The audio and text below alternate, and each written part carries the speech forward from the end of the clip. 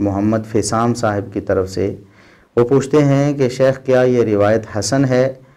اثبات و عذاب القبر امام بہقی رحمہ اللہ تعالیٰ کی کتاب ہے، وہاں سے انہوں نے ایک روایت نقل کی ہے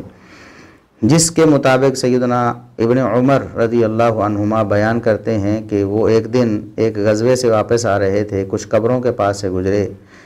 تو اچانک ایک قبر سے ایک شخص آگ میں جلتا ہوا، آگ میں لپٹا ہوا باہر نکلا۔ اس کے گلے، اس کی گردن میں ایک بیڑی پڑی ہوئی تھی، یعنی ایک چین تھی لوہے کی، وہ اس کو گھسیٹتا ہوا آ رہا تھا، بہت زیادہ بڑی تھی وہ بیڑی اور چین، اور وہ پکار رہا تھا، او عبداللہ عبداللہ مجھے پانی پلاؤ۔ سیدنا عبداللہ بن عمر رضی اللہ عنہما کہتے ہیں کہ مجھے نہیں معلوم کہ اس نے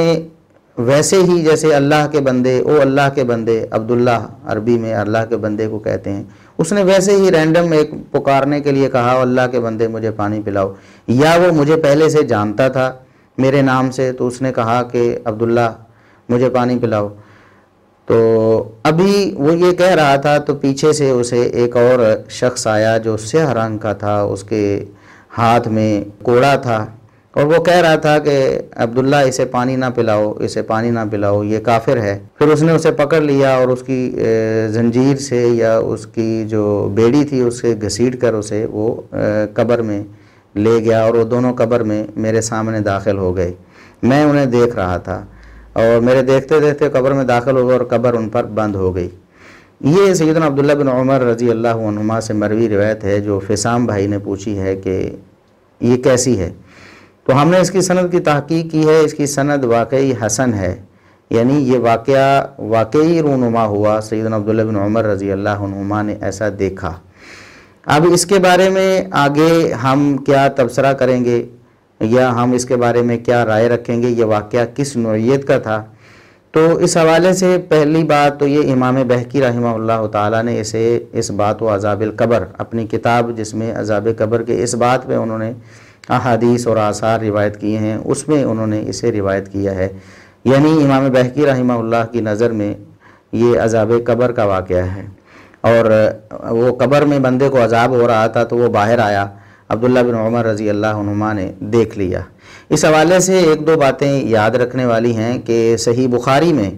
1338 نمبر 1338 نمبر حدیث ہے، نبی کریم صلی اللہ علیہ وسلم نے فرمایا کہ قبر میں جب عذاب ہوتا ہے لوگوں کو، کفار کو یا منافقین کو یا فجار کو، تو فرشتہ جو ہے وہ لوہے کا ایک گرز ان کے کانوں کے درمیان میں مارتا ہے، جو لوگ گناہگار فاسق فاجر ہوتے ہیں، کانوں کے درمیان میں جب اس کو وہ گرز زور سے لگتا ہے تو وہ ایسی چیخ مارتا ہے اتنی زور سے کہ جتنے بھی ارد گرد لوگ ہوتے ہیں، لوگ نہیں، جتنی بھی چیزیں ہوتی ہیں ارد گرد، وہ ساری سنتی ہیں سوائے ثقلین کے، یعنی جنوں انس کے علاوہ باقی ساری مخلوق جو ارد گرد موجود ہوتی ہے قبرستان کے یا قبر کے، وہ اس عذاب کو، آواز کو سنتی، اس کی چیخ کو سنتی ہے۔ تو ایک یہ حدیث ہے، اور دوسری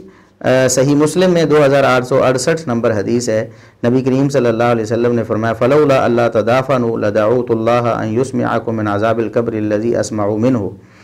اگر مجھے اس بات کا خدشہ نہ ہو کہ تم اپنے مردوں کو دفنانا ہی چھوڑ دو گے ڈر سے، تو میں اللہ سے ضرور دعا کرتا کہ وہ تمہیں بھی عذاب قبر سنائے جس طرح مجھے سناتا ہے۔ یعنی نبی کریم صلی اللہ علیہ وسلم کا یہ خاصہ تھا کہ آپ کو عذاب قبر، جہاں بھی عذاب قبر ہو رہا ہوتا آپ صلی اللہ علیہ وسلم کو سنتا تھا، اور آپ صلی اللہ علیہ وسلم نے اللہ سے یہ دعا نہیں کی کہ وہ لوگوں کو بھی سنا دے، اس لیے نہیں کی کہ لوگ اگر عذاب قبر کو سن لیں تو ڈر کے مارے اپنے مردوں کو دفنانا بند کر دیں کہ ہمارے مردوں کو تو قبروں میں عذاب ہوگا، ہم کیوں دفنائیں۔ تو یہ دو حدیثیں بھی مد نظر رکھیں، اس سے یہ معلوم ہوتا ہے کہ عام حالات میں لوگوں کو، انسانوں اور جنوں کو عذاب قبر کا ادراک نہیں ہوتا، قبر میں عذاب ہو بھی رہا ہے، آپ اوپر کھڑے ہیں، آپ کو ادراک نہیں ہوگا عذاب قبر کا۔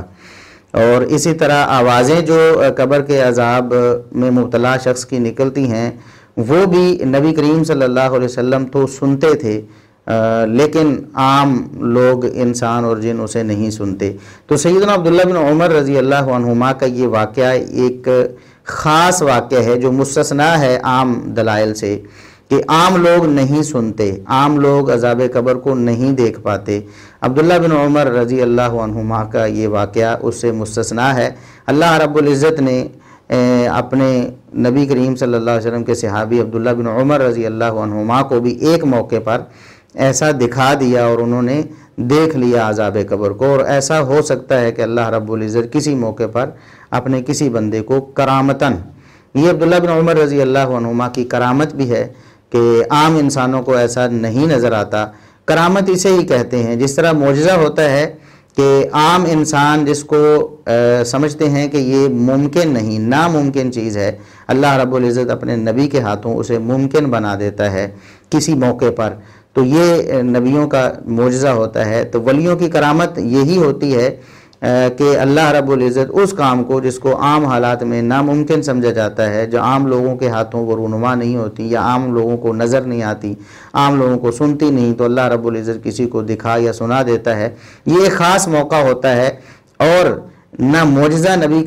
کسی نبی کے ہاتھ میں ہوتا ہے، یعنی اس کے کنٹرول میں کہ جب چاہے اس کو ظہور پذیر کر دے، اور نہ کرامت کسی ولی کے ہاتھ میں ہوتی ہے کہ ولی جب چاہے اس کرامت کا ظہور لوگوں کے سامنے کر دے، ایسا نہیں ہوتا۔